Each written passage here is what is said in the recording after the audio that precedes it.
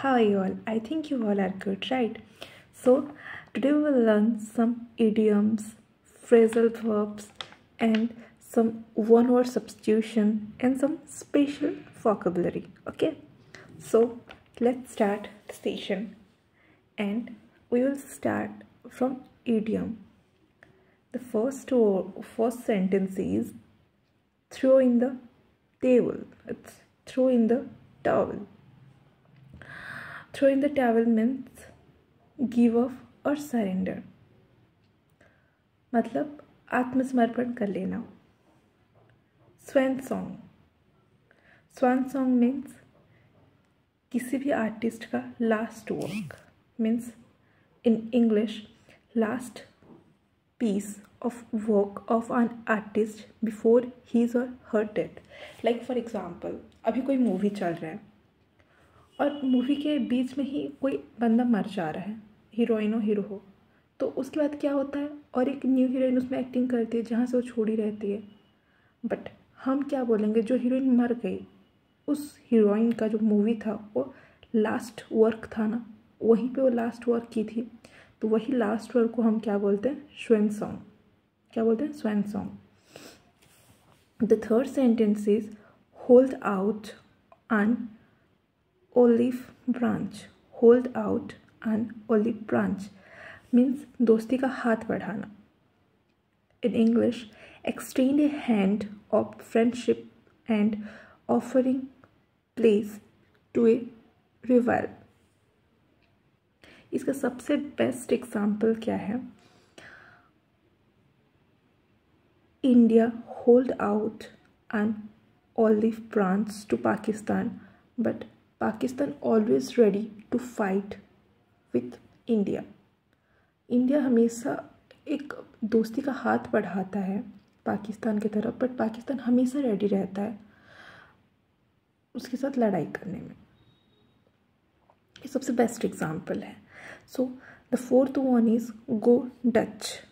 गो touch means अपने हमेशा अपना, मतलब जहाँ भी जा रहे हैं, ऐसे रहता है ना कुछ दोस्तों में, एक दोस्त ज़रूर रहता है जो कि मतलब जाएगा ज़रूर रेस्टोरेंट और हर जगह जाएगा, लेकिन वो कभी पे नहीं करता है पैसे. ऐसे बहुत सारे लोग रहते हैं और हर एक के दोस्तों में एक ऐसे दोस्त होते ही हैं. आपके दोस्त, आपके में भी दोस्त होंगे, अगर हैं तो कमेंट में ज़रूर बताइएगा. तो वैसे दोस्त को हम गो टच बोलते हैं. अगर इंग्लिश में बोला जाए, pay for own meal of a restaurant, never pay for own meal of any restaurant or any place. Then the last one is off the chain. Off the chain means more exciting, किसी चीज़ के लिए बहुत ज़्यादा उत्साहित होना. Okay, so it's all about idioms. Then we will go through some phrasal verbs. The first phrasal verb is get by. Get by means manage or survive with available resource or income. Like for example, during the COVID pandemic, he lost his job and his family survived by his minor income of his tuition. मतलब जो pandemic situation था उस time पे एक लड़का जो कि अपना जॉब खो बैठा और एक मतलब छोटा सा इनकम जो करता है, ट्यूशन से जो इनकम आता है उसमें उसकी पूरी फैमिली सरवाइव करती है. और जो मतलब उसी को गेट बाय बोलते हैं, मतलब थोड़ा कुछ भी, मतलब छोटे रिसोर्स से खुद का गुजारा करना. Prey upon means exploit or harm. For example, a job was much necessary for her. Like for a woman, a job was most necessary and she is a maid, but her owner or lord used to prey upon her. Means एक लड़की है जो कि made है, जो कि मतलब काम करती है घर पे, जो साफ़ सफाई करते हैं, उसको काम की ज़रूरत है, नौकरानी है वो, मतलब वो काम की बहुत नेसेसरी है उसको।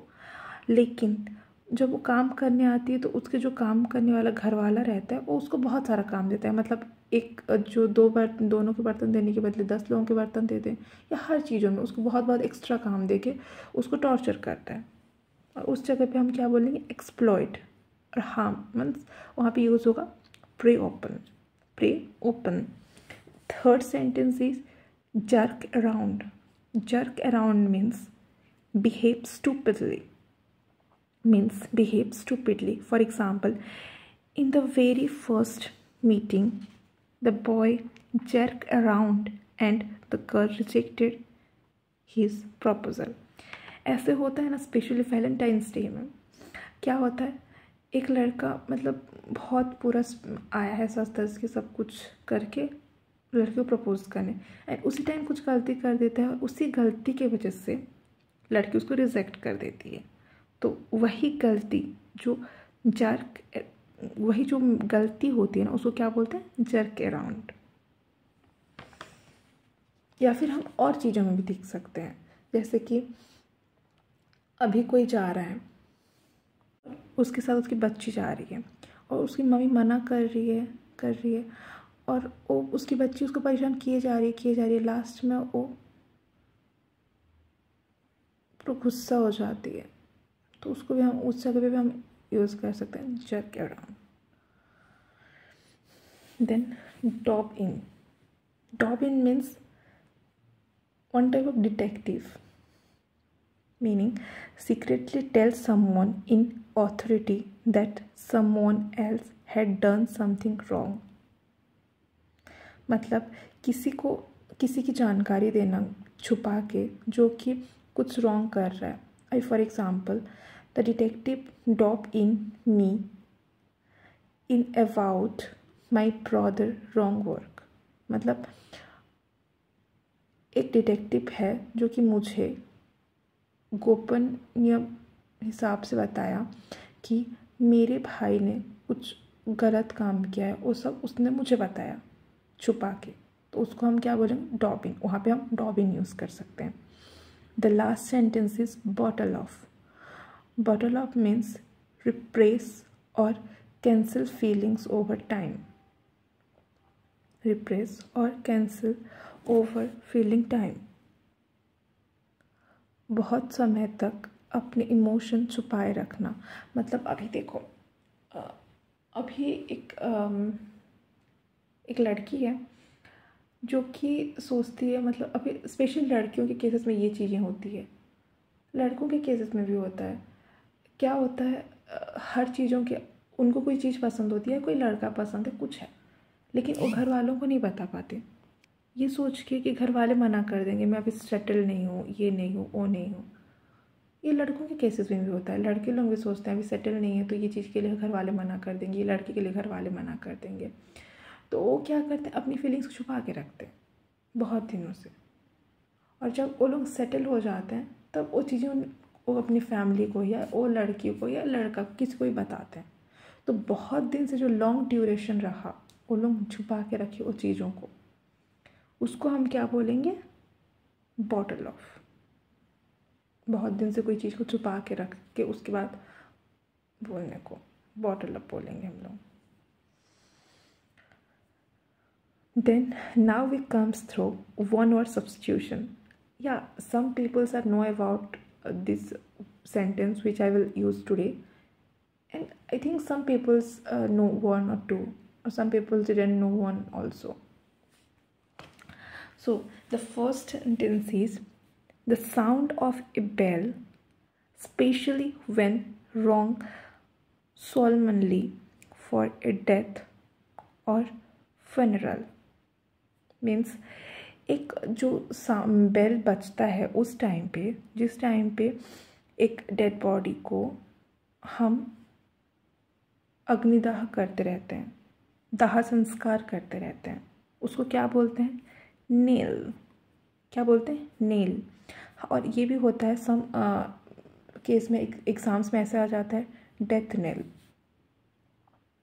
डेथ नेल मतलब जैसे कि अभी कोई युद्ध हो रहा है और वो यूथ में लोग क्या करते हैं, मतलब उनको ललकारते हैं कि अभी कोई भी, मतलब पहले की भी यूथ ले लीजिए, अकबर किसी के साथ लड़ाई कर रहे हैं, वो ललकार रहे हैं, उनकी टीम उसको ललकार रहा है कि आज तो तुम नहीं छोड़ूंगे मैं, तो उसको क्या बोलेंगे हम? Death knell, death knell. The second sentence is navigation tool which is used to determine a ship's latitude and longitude by measuring the altitude of stars. इसमें क्या बोला गया है, एक शिप का जो मेज़रमेंट होता है लॉन्गिट्यूड और लैटिट्यूड, एक स्टार से वो करके उसको मेज़र करना, उसको क्या बोलते हैं? सिक्सटेंट. इट्स सिक्सटेंट. The third sentence is of a person having a power muscular and physical fit and strong, then we call that हेंज. इट्स हेंज. अगर कोई पर्सन फिजिकली एंड मेंटली बहुत स्ट्रॉन्ग है, पावरफुल है, देन हम उसको बोलेंगे हेंज. The fifth sentence is a person who is identified as the first to become infected with an illness or disease in an outbreak. इसमें क्या बोला गया है? कोई पर्सन है जो कि फर्स्ट पीड़िता है, मतलब जो जिसको कि फर्स्ट स्टार्टिंग में ही फर्स्ट में ही उसको वो डिजीज़ हुआ है जो कि अभी आया है. मतलब देखिए अभी एक फॉर एग्जांपल कोरोना का ही ले लेते हैं हम लोग. अभी कोरोना जब स्टार्ट हुआ, उसमें जो सबसे फर्स्ट पर्सन था जिसको कोरोना पॉजिटिव निकला था, फर्स्ट पर्सन, उससे पहले किसी को नहीं हुआ होगा, जिसमें वो सिम्टम आया, वो फर्स्ट पर्सन जिसको हुआ था, उसको हम क्या बोलते हैं? Patient zero. क्या बोलते हैं? Patient zero. The fifth sentence is a form of chemistry in the Middle Age which involved methods how to change ordinary methods into gold, ordinary metals into gold. Ancient time था, फिर middle time था, फिर अभी के time. तो middle age में क्या होता था, उस टाइम पे कुछ ऐसे प्रोसेस निकला था केमिस्ट्री के थ्रू जिससे मेटल से भी, ऑर्डिनरी मेटल से भी लोग गोल्ड में चेंज कर पाते थे उस टाइम पे. उसको बोलते हैं alchemy. It's alchemy. So now we discuss about one word substitution. I think you some peoples know about this all also, and some peoples know about one or two here also. You can just put that you know already or no, not, so I can understand it's new for you all or not. So I will make some new words and I will discuss with you all. So now we will come through special vocab. Okay, the first word is infect. It's infect means part of speech. क्या है इसका? ये verb है और इसका Hindi meaning है विरोध करना. If you will come through English, it's protest, protest करना. And the second one is turbid. It's turbid. Turbid means इसका पार्ट ऑफ स्पीच अगर हम चेक करेंगे तो ये एडजेक्टिव है. अगर हिंदी मीनिंग देखेंगे, परेशान होना. If you will come through English meaning, it's confused. For example, my friend is turbid. My friend is turbid now because he wasn't qualify any exam and this year is his last attempt, so he was turbid. The third sentence is or word is wins. Part of speech is verb and in Hindi meaning is शिकायत करना. In English it's complain. For example, stop earning and go back. Stop earning and go back to study. Stop went and go back to study. It's not a good habit if you always win. मतलब हमेशा complain करना ये कोई good habit नहीं होता है. अपना शिकायत करना स्टॉप करो और जाके स्टडी करो. जैसे कि बच्चे होते हैं ना कि वो लोग बोलते हैं कि नहीं ये सर अच्छा नहीं पढ़ाते, ये ट्यूशन अच्छा नहीं है, मेरी मम्मी अच्छी नहीं. तो ये सब शिकायत, ये सब एक्सक्यूजेस है, इसको छोड़ना है. ये सब हमेशा, ये हैबिट भी अच्छी नहीं रहती कि हमेशा शिकायत ही कोई करे. कोई आगे नहीं बढ़ सकता ऐसे करके. The fourth one is glower. It's glower. Part of speech is verb. Hindi meaning क्या है इसका? क्रोध से देखना. इंग्लिश मीनिंग क्या है? Looking angrily.